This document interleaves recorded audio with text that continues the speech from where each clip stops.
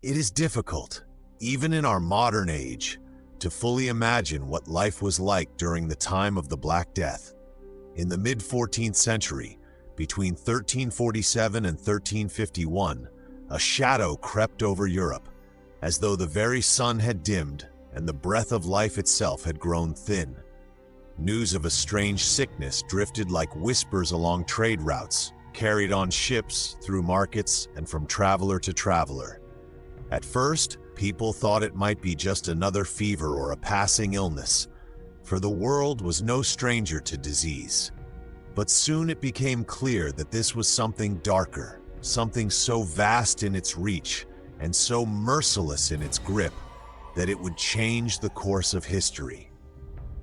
This sickness, later called the Black Death, brought fear not only into the hearts of peasants and townsfolk, but also into the chambers of nobles and kings, reminding everyone that no wealth, no title, no prayer could promise safety. To live during this time was to breathe the air of dread itself. Every cough or sneeze a silent warning, every rumor of a distant village falling into ruin a prophecy of one's own fate. For those who lived through it, the sound of bells was forever changed. Church bells rang day after day, calling the living to mourn the dead, their tolling echoing through towns and villages until it seemed the very world was weeping. The streets filled not with laughter or music, but with carts drawn by weary men, creaking under the weight of bodies piled high, covered hastily with cloth or straw.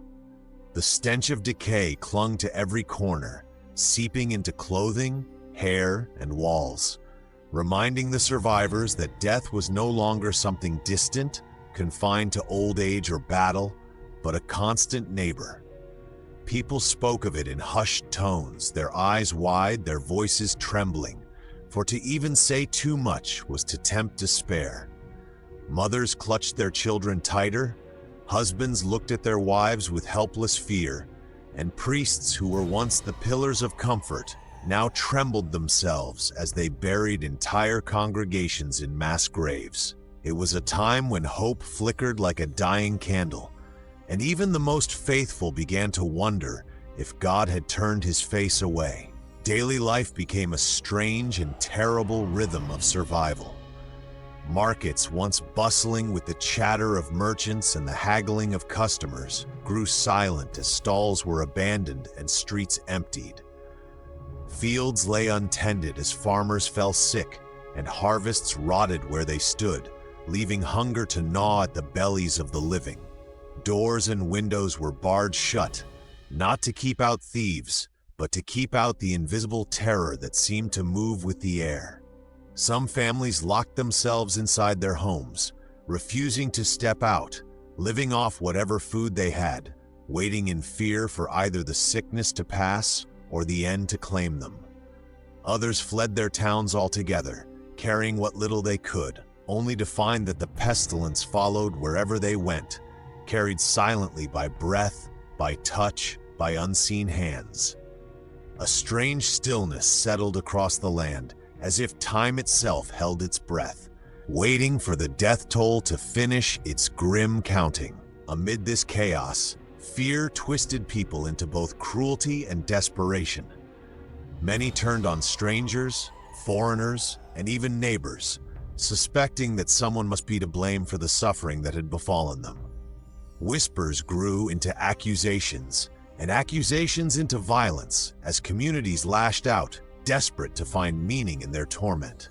Some believed the air itself was poisoned, corrupted by bad vapors rising from swamps or carried on the winds. Others saw it as divine punishment, a scourge sent from heaven to punish humankind for sins too great to bear. Flagellants roamed the countryside, whipping themselves in public displays of penance, hoping that blood and suffering might appease the wrath of God.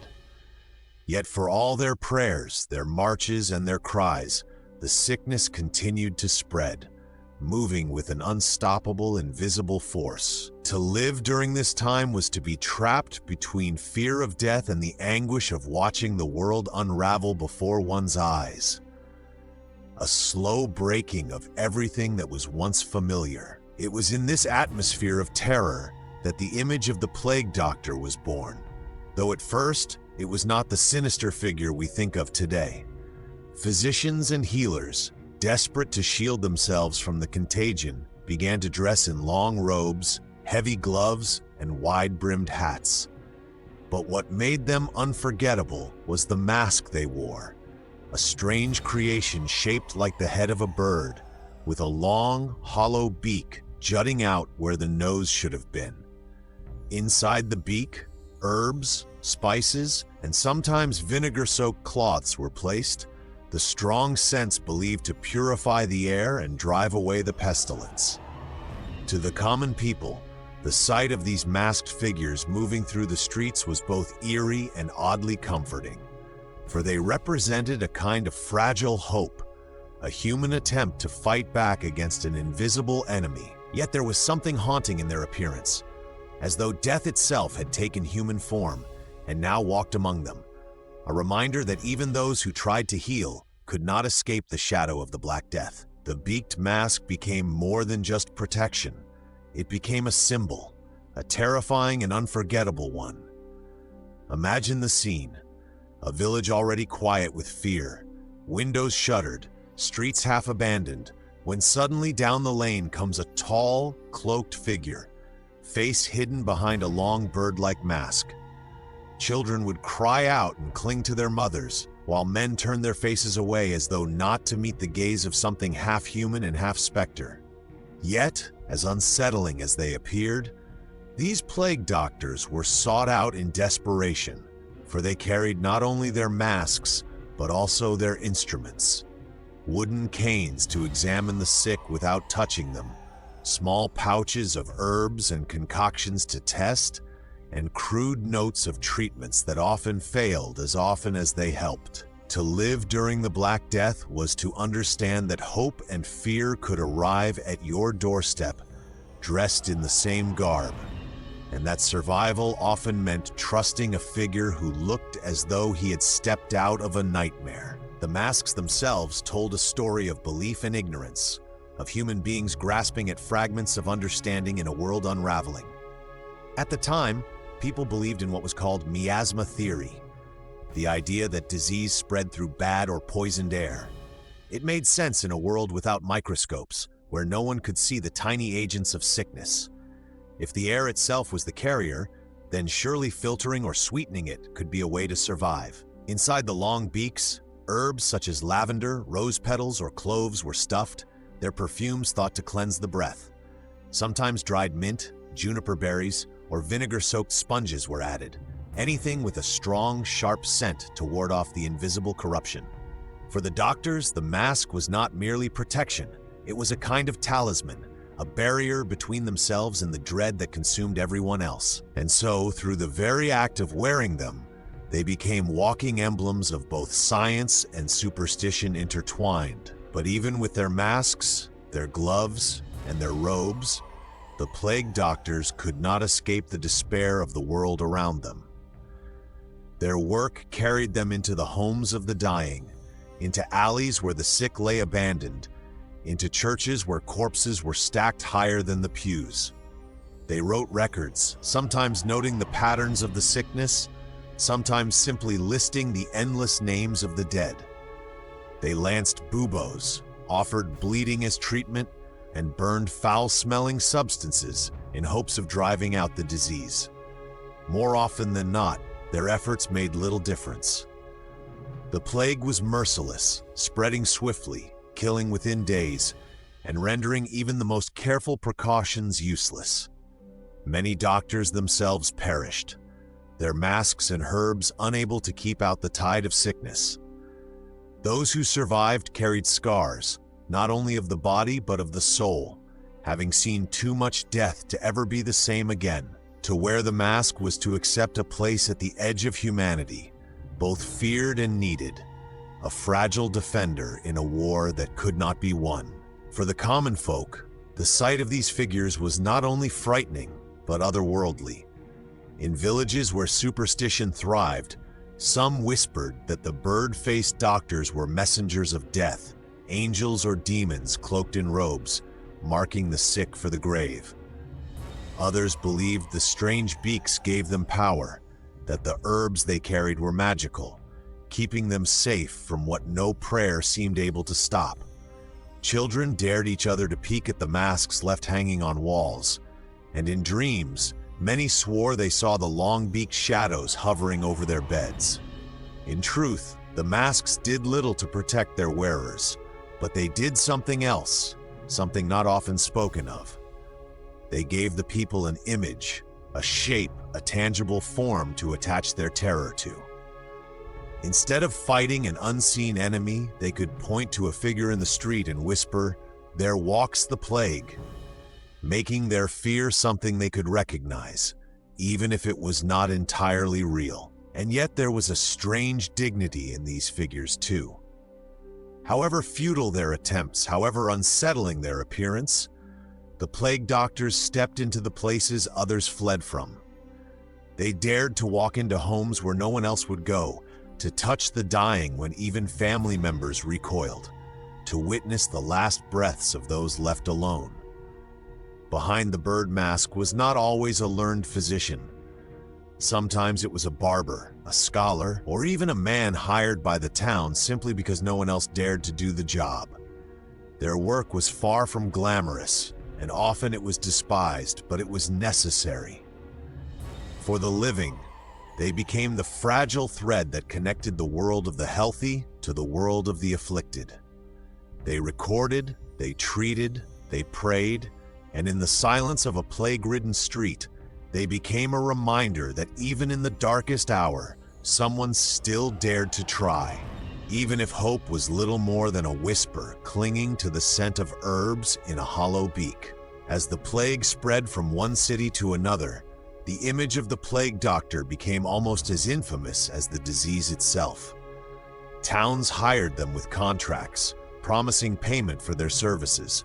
Though many suspected the doctors did not truly save lives, so much as count the dead. Still, their arrival meant that someone had come to take responsibility, to try, at least, to face the terror others could not. The strange sight of their long black cloaks sweeping the cobblestones, their masks glinting in the dim light, and the tapping of their canes echoing through empty streets became woven into the memory of the age. For many, these figures were both a comfort and a curse. Comfort because it showed that some still attempted to fight. Curse because their very presence meant that death had taken hold of the place, and few who saw them enter a home ever saw that family again. It was as though the mask itself carried an omen, and people would whisper prayers at the sight of its beak disappearing into a doorway. The doctors, of course, carried more than masks and herbs. Their canes, often made of wood, were used to lift the garments of the sick, to point without touching, and sometimes even to ward off desperate patients who clung to them in their agony. The cane became an extension of the doctor, a symbol of distance in a world where touch had become deadly. They carried satchels of ointments and tonics, jars of vinegar for cleansing, and small tools to lance the swollen buboes that grew under the skin.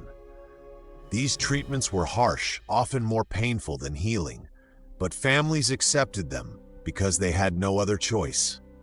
If a doctor arrived, it meant there was still a sliver of possibility, however faint. And though the plague was stronger than their skill, the effort itself gave some families a measure of peace, that someone had tried, that their loved ones had not gone entirely without aid. In a world drowning in helplessness, even the attempt was an act of defiance. Yet behind the mask, the doctors themselves were no less afraid than anyone else. They inhaled the scents of rosemary and vinegar, not with certainty but with hope, clinging to the belief that maybe, just maybe, the herbs would keep death at bay. They walked into homes filled with cries of suffering, into rooms where the air hung heavy with the stench of fever and rot, knowing each step might be their last. Many left behind families of their own, who feared daily that the mask wearer they kissed goodbye in the morning would never return. Some doctors wrote letters describing the loneliness of their work, how people recoiled from them in fear, how their masks made them appear less than human, as if they had shed their own faces to take up the shape of something alien. To live as a plague doctor was to exist in a liminal state, half healer, half omen, always straddling the line between humanity and symbol, between courage and despair. Outside the doctor's circles, common people invented their own ways of protecting themselves. They carried pomanders, small balls filled with sweet-smelling herbs, which they held to their noses as they walked. They burned juniper branches or incense in their homes, believing the smoke would drive away the poisoned air. Some painted crosses on their doors, while others lit candles in every window, hoping the glow would guard against the plague's invisible reach. Families avoided each other, neighbors ceased their visits, and villages grew silent, each person wrapped in their own private fear. But even with these precautions, the sickness crept forward like an unstoppable tide. The masks and pomanders, the prayers and rituals, all were like thin shields against an arrow already in flight. Still, to abandon these small acts of defense was unthinkable. For in a time when the world seemed to collapse, people clung desperately to anything that gave the illusion of control. Even as death darkened every horizon, stories and legends began to grow around the masks and those who wore them. Some claimed that the bird-like beaks were modeled after ravens, creatures often associated with death and carrion, making the doctors appear as death's heralds. Others thought the masks were shaped to resemble storks, birds linked with birth, as though to suggest that these figures were bringing not life but its dark opposite. Over time, the symbolism became heavier than the reality. Children told tales of masked men who carried souls away, and in some villages, people said that if you stared too long into the dark glass eyes of the mask, your fate was sealed. Whether feared or respected, mocked or revered, the plague doctor's mask became one of the most enduring images of the Black Death. It was a symbol born of desperation, shaped by fear, and forever tied to the memory of a world where survival itself seemed like a miracle. The world outside during the Black Death was not just silent, but heavy with a kind of sorrow that no words could carry. Villages that once rang with laughter and songs now echoed only with the sound of weeping or the low rumble of funeral carts. Entire households vanished in a matter of days, their doors left swinging open, their hearts cold, and their possessions untouched, because no one dared to enter. Survivors walked the streets as if they were moving through a dream, eyes hollow, faces pale, their steps slow and unsure. Every person they passed could be tomorrow's corpse, and every cough they heard was like an arrow shot in their direction. To live during the Black Death was to carry grief in your bones, not just for loved ones, but for the world itself, for the feeling that life as it had once been would never return. It was as though a great silence had swallowed the earth, and even the sky seemed dimmer, weighed down by the sorrow of millions. For many, the church had long been the anchor of life, but even that anchor felt loosened. Priests who had once been the voices of comfort now stood powerless before the tide of sickness, many of them dying alongside their flock. The rituals of death grew hurried, prayers shortened, burials rushed, as the sheer number of the dead overwhelmed every custom and tradition. Graves were no longer individual but dug in vast pits, where bodies were lowered in heaps, covered quickly, and left without marker or farewell. For the faithful, this was as terrifying as the sickness itself, for the proper rites were believed to be essential for the soul's journey. To see loved ones buried without ceremony was to fear for their eternal fate and for one's own.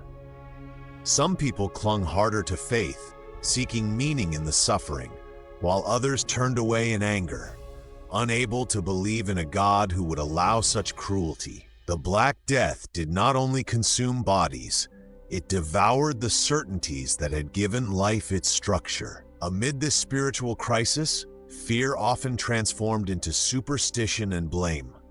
In many towns, whispers spread that certain groups, foreigners, outsiders, or even entire communities had poisoned wells or called down curses to bring about the plague. These rumors gave birth to violence, mobs rising in anger to attack those they saw as responsible, even though their accusations had no foundation. In their desperation, people sought scapegoats, as if punishing someone could restore order to their broken world. The masks of the plague doctors, with their long beaks and hidden faces, also fed into these dark imaginings. Some believed the doctors themselves were harbingers, spreading death instead of curing it, that behind those bird-like faces lurked figures who thrived on suffering. Such suspicions turned neighbors against one another, unraveling bonds of trust. Fear bred cruelty, and cruelty deepened the despair. The Black Death revealed not only the frailty of human life, but also the fragile fabric of human unity, easily torn when survival seemed hopeless. Yet, despite the despair, moments of extraordinary resilience shone through the darkness. Families risked everything to care for the sick among them, even when it meant their own lives. Neighbors shared food with those too weak to leave their homes, and in some towns, groups of survivors banded together to bury the dead with dignity, even if only with a hurried prayer. The plague doctors themselves, however strange and frightening in appearance, became symbols of this same resilience. Their masks may have looked grotesque, their methods crude, but the act of stepping into a room filled with fever and death was a gesture of courage. Behind the beak-shaped masks were people who, in their own way, refused to surrender completely to fear. This small defiance mattered deeply, for in a time when every day brought new grief, even the faintest trace of bravery was enough to remind others that life, fragile as it was, still held meaning. Over time, the mask took on a life of its own, growing larger in imagination than in fact. To later generations, it became the face of the plague itself, an image so powerful that it endured centuries beyond the sickness. The Black Death would fade, leaving scars upon the land and stories in its wake, but the mask of the plague doctor became a kind of legend. It embodied not just the sickness, but the human response to it. The fear, the superstition, the attempts at reason, and the desperate need for hope. Even in our time, when we look back at drawings and accounts of those strange bird-faced healers, we feel a chill, as if we can glimpse through them the suffering of an entire age. They stand as reminders of what it was like to live through one of history's darkest chapters, a chapter where survival was uncertain, grief was constant, and yet humanity clung, however desperately, to life and to meaning. As the years of the Black Death dragged on, people learned to live in ways that would have seemed unimaginable before the plague struck. Entire towns emptied, fields grew wild with weeds, and once busy harbors stood still, their ships anchored but unmoving, as though even the sea had lost its purpose. Those who remained alive carried within them the weight of constant loss, but also the strange resilience of those who have survived when others have not. Life became quieter, humbler, stripped of its old certainties. In such a world, the mask of the plague doctor loomed larger than life, not only as a figure of medicine, but as a constant reminder of the fragility of existence. To see the bird-like silhouette in a street was to be reminded that the thin line between life and death was walked daily, that each breath could be one's last. And yet people still rose each morning, still cooked what little food they had, still tended their children, and still dared to hope, however faintly, that the shadow might finally pass. When the tide of the plague began to recede, it did not vanish suddenly, but ebbed slowly, leaving behind devastation in every corner of Europe. Families were smaller, villages half deserted, and whole trades vanished with the people who once worked them. Survivors carried scars not just of the body but of memory. The sound of funeral bells, the smell of burning herbs, the hollow stare of the plague doctor's mask. The world they re-entered was not the same world they had known. There was more land for fewer people, wages rose for some, opportunities shifted, and the very fabric of society began to change. But none of these changes could erase the shadows of what had been endured. For decades afterward, whenever sickness struck, the stories of the Black Death returned, carried in whispers that began with, "Do you remember when?" The figure of the mask, long-beaked and silent, lived on in memory as the face of that nightmare age. What made the memory of the mask so enduring was not only its shape but its meaning. It was an attempt, however imperfect, to fight against the unseen. It was proof that even when people did not understand the true cause of their suffering, they refused to be entirely passive. The herbs in the beak, the robe, the gloves, the cane, each was a testament to the desire to protect, to heal, to resist. Though science would later reveal that the mask offered little real safety, at the time it represented something precious, the human refusal to simply surrender to despair. The mask became a shield not only against bad air, but against hopelessness itself. To wear it was to declare, "I will stand in the place where others will not. I will try." And in that sense, it was more powerful than its wearers perhaps ever realized.